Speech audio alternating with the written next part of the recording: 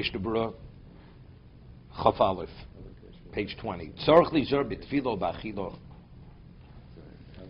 One has to be careful when you're in tefillah or you're in the middle of eating a mesuda. Shluliga b'shok v'yorech. You should not touch your thigh or the yorech.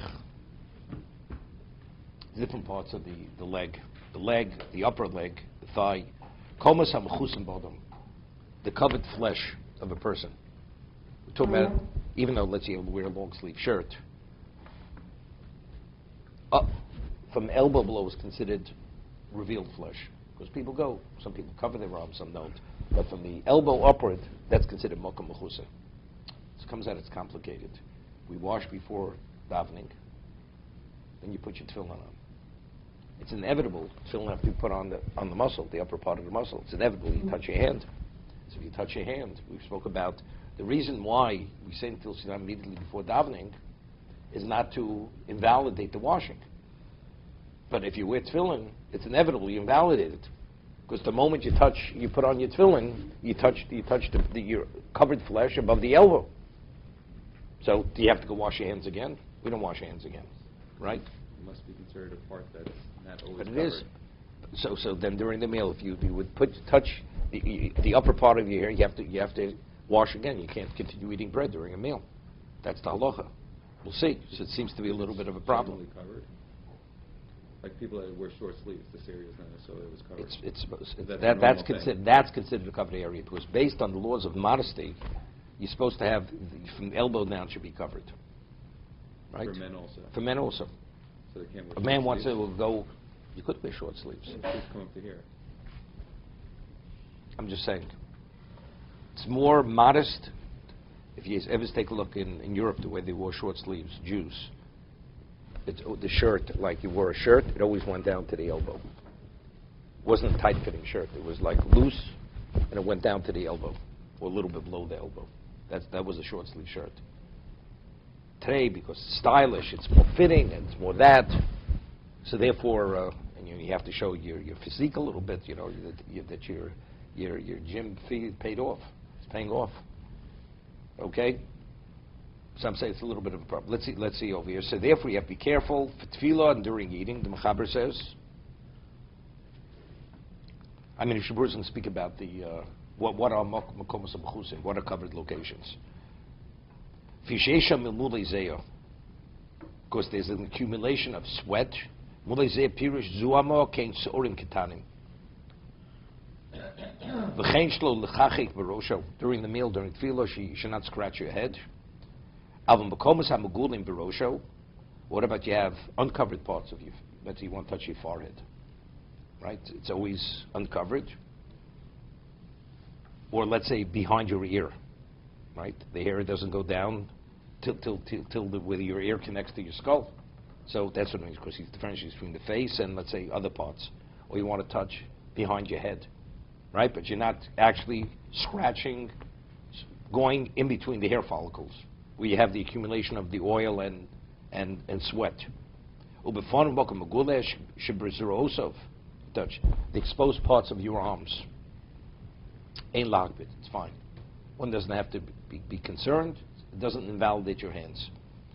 Or one that doesn't require the washing. Let's see Mishna Berura Chop Aleph B'Tfilo. V'adin b'osho she'osik b'Torah. What's this?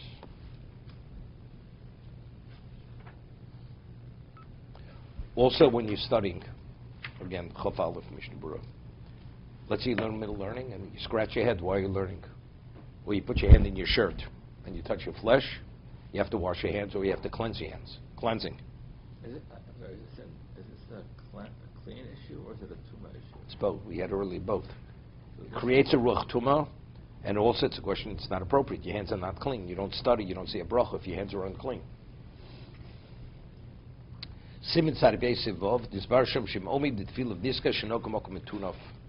Let's say middle of Shmones and you realize that you touch a location that's unclean. What do?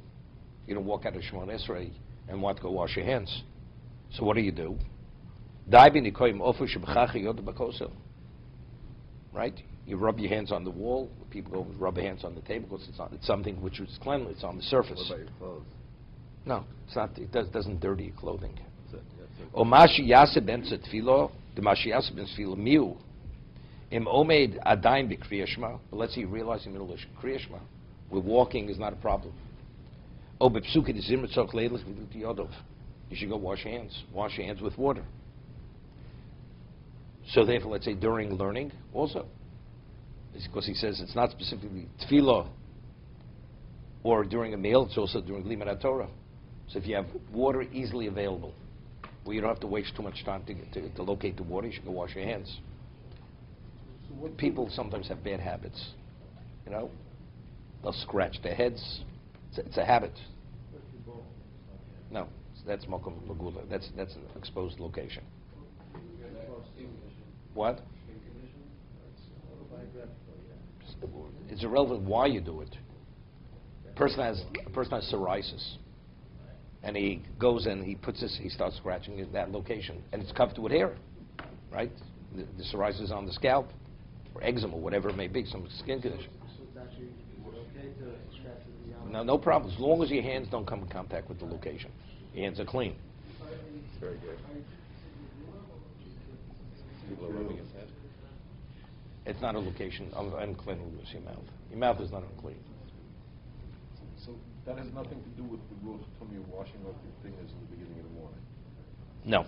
The body gets back. Simin kuf samach dal sham isbard shim ova v'noga b'toch hasuda tzorach litol yodov shenis kadin. If you touch any part of your body which is considered covered, you have to wash your hands the second time as you would wash the first time. Ach ninyin broch al tils yadayim. Now, what about you see tils yadayim again? Middle of the meal, person scratches his head, touches his shoes, whatever it may be. You have to wash again up to the wrist with a cup to meet all the criteria of washing. What about regarding the say bracha? The consensus among the majority of the poskim, one doesn't say bracha again. I am Mishna Berura. Okay, we'll see the halacha over there. So they differentiate. Person goes out and just urinates during the meal. One doesn't say another bracha. Person does his bodily function, then you have Sal and Tilas Yadayim. That's how they differentiate. Same thing with tefillin. Same with tefillin. Memulei zeyo, ayim yordei simr kufs yudzai yudvov tzorch lizor mizeyo. Now, this is very interesting. Zeyo, the sweat of the body, has actually toxin in it. Because it's the secretions of the body, they're toxins in the body. So what comes out in the sweat, it's intermingled with something which is what? Which is samamovis. Ultimately, it actually could be detrimental to you. It's poison. There's poison in the sweat, chutz mizeh upon him, except for the sweat of the brow, sweat of the face. Because the Torah says, mizeh sapecha toch halechem. From the sweat of your brow you can eat bread. So that indicates that every other sweat of any other part of the body is detrimental to you, except for the sweat of the face. Simin dover zeh sapecha toch halechem. That's the indicator. Because the Torah says, by the sweat of the brow you shall eat bread. Ubefonov. Chemically that is. No question. If that is correct. Sweat is sweat. You know, why would I think? If you would analyze it in laboratory, is there? No, I understand that, but you understand there's certain things which are so. Again, we're not talking about immediate. If you eat fish and meat, the Gemara says it's sakana. You're not going to die immediately. But you don't know how that could impact on your whole system. And ultimately, it could bring death. You know, it's because of carcinogens. What person dies immediately? It's cumulative. You eat enough of it, whatever it is, over time, with environment, with genetics, with everything else, you never know where it's going to end. The same thing over here.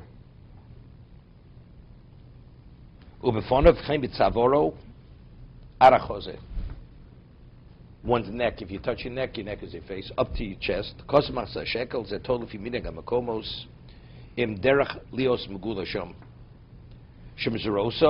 Now he speaks. We spoke about what the arms. He says the arm is considered mokum megulas. If you touch your arm, you don't have to wash your hands. Ara perek shnikra eilenbogen. No, eilenbogen. up to the elbow. So in the Hebrew on the bottom, marpek. In Hebrew, marpek is the elbow. Meaning, below the elbow, it's not a problem. Above the elbow, that's considered mokum mechusa. That's a location which is normally covered. Person walks barefoot. In countries where they go barefoot, even if you touch your feet, so it's considered mokum megula. You don't have to wash hands. Which means your hands and feet are clean. Let's speak with hands, your feet are dirty. Although the concept of having to cover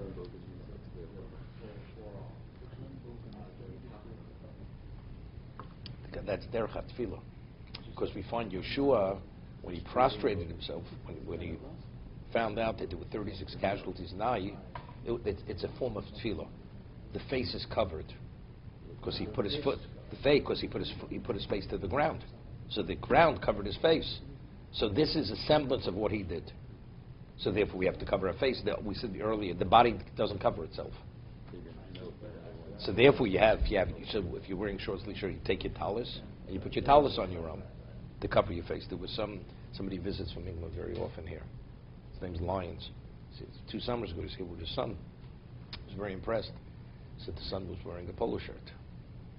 And he comes to Tachanun, he takes his tefillin bag, puts it on his arm, says Tachanun, puts his head on the tefillin bag.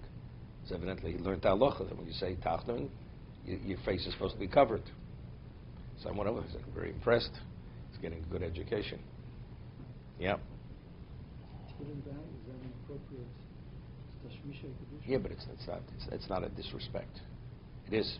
I said to him that, exactly David's point. Sweating. No, not because of sweat. It's tashmisha kedusha. We say, malam b'kodesh lo maridim. If a tefillin bag becomes worn, you're supposed to bury it.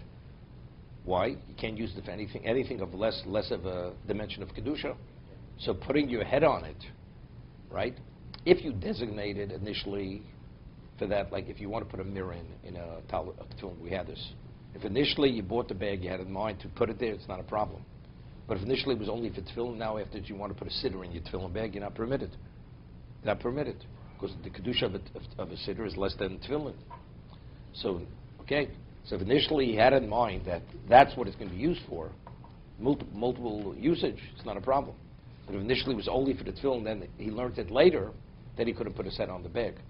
Because he's using the bag as a covering for tachanun, which is a less of value. I'm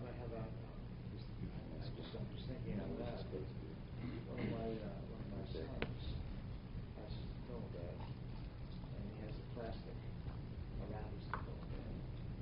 In that plastic, he keeps the siddur. Not a problem. Not a problem. It's only in the bag itself. Even that plastic you'd even throw away afterwards. You can discard. When it comes torn or whatever it is, you throw it away. It's not tashmish. Talus bag doesn't have that value. No. Talus bag not.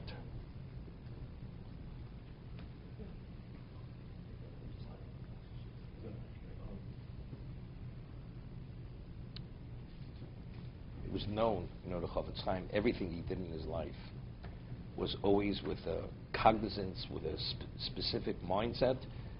So there's a 6-volume work came out about that 15 years ago. There was still Talmidim. Today maybe there's 1 or 2 people left of his students alive in the world. So students, they wanted to compile recollections of the Rebbe, of the Chofetz Chaim. So many of them said, the Chofetz Chaim every Friday night would speak in his house. He would have a minyan in his house and he would speak. And so, and many, he said phenomenal things he wrote, we have. But what he had said, none of the students ever recorded. And later, they regretted that they never recorded it because they were pearls of wisdom. No, afterwards, after Shabbos, they still remembered it, but they didn't write it down after Shabbos. So we don't have we don't have anything of that. So they said, one of the students said, throughout the day, the Chofetz Chaim, he wouldn't wash his hands. Betsy came for, maybe for mincha. He didn't wash his hands. So they once asked him. The Chofetz Chaim was so careful. From the time he washed his hands in the morning, throughout the day, he never touched anything. The only part of his body he touched was his forehead. Wouldn't touch his face. He had a beard. Nothing. That's how careful he was. And if he would ever have, he had a handkerchief, and he would use the handkerchief to touch that part of the body if he had to. But never, he would never. And then after he was asked that, and they would observe him, that was the reality of the way he conducted himself. Like every movement of his life was calculated. It wasn't anything, there was nothing reflexive in the Chofetz Chaim's life. There's a story I heard about Rav Aaron from his grandson. Rav Aaron Kotler, Zev Tzadik Levrocha, a Jew has to give his life for idolatry. It's one of the things you have to give your life for, Yerog V'Yavra. So Rav Aaron, when he fled from Europe in 1940, he went to Kobe, Japan. Then afterwards he had a visa, he came to the United States. The others went to Shanghai, he came to the United States. So the emperor of Japan originally was a deity. He was a deity, they would worship him. So when he was in Japan, when he was in Kobe, so they put up signs that the emperor is coming, and when the emperor comes, they have policemen running down the street, maybe on loudspeakers. The emperor is coming. Everybody has to prostrate themselves. The moment you hear emperor, everybody has to prostrate themselves on the ground. So Rav Aaron is walking with a student in Kobe, and all of a sudden there's a tumult, there's rushing, and they're screaming, the emperor is coming. And everybody immediately prostrates themselves. So the student that's walking with Rav Aaron, he also throws himself to the ground. Rav Aaron doesn't throw himself to the ground. The police see this, they beat him to a pulp. They beat him almost into an unconscious state. And it took him a number of months to recover from these injuries. So afterwards, the moment he comes to, he says to his student, how did you throw yourself to the ground? You're startled. What do you do when you're startled? Immediately, you react to it, right? Reflexively, you throw yourself. Rav Aaron stood erect, did not. You understand? Every movement, he had control over his life. It's avodah zarah. If he's a deity, what are you throwing yourself to the ground? You prostrate yourself before that you're worshiping. That's idol worship. Even if they're going to kill you, you're not permitted. And that's real avodah zarah. That's avodah zarah. Real. That's avodah zarah. It's idolatry. So he reprimanded his students. How did you do such a thing? Don't you realize you have to give your life for this? To be continued. But the king, if it was a king. King is okay. King's okay. King's not a deity. Why did Mordechai not bow to Haman? Right? Because he said he wore idols on himself. That's why he wouldn't bow. Maybe I had my shell yad once uncovered, my shirt with the top, but he motioned me to cover it. That was because of... No, there's a halacha. When we get to this film, the shell yad, it's based on the pasuk. Shell yad should always be covered. Okay. 6 months from now. You That's have to remember your question. It's not, because the upper part is exposed.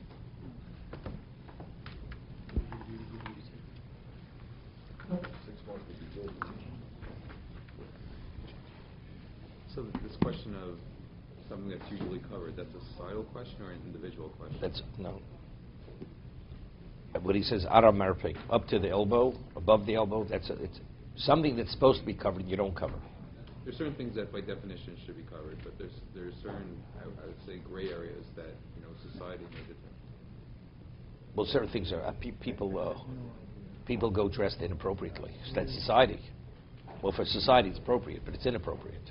No, because let's say someone wearing shorts is society, it's not necessarily, it says it's fine, and in certain situations it's fine. It may not be fine to go to davening in shorts. If you wear Bermuda shorts, I don't know what Bermuda shorts are today, but at one time it was down to the knee. Fine, those are pants. Those are No. Whatever. At one time that was Bermuda shirts. Yeah. That was fine. Shorts are generally down, whatever. So that space between the knee and the foot are The knee fine. from below the knee to the foot is fine. It's above the knee, from the knee and above. So if you would scratch your knee, that's mokum mechuseh. Okay. And if society says that up to here is fine, then it's that extra 6 inches. Not sure. Because that's not even considered something that's inappropriate. There's a Chazon that speaks about the thing with the tefillin. But why it doesn't invalidate the hands. because even though it's normally covered above the that high up on top. Okay, let's see the Chovos HaLevavos.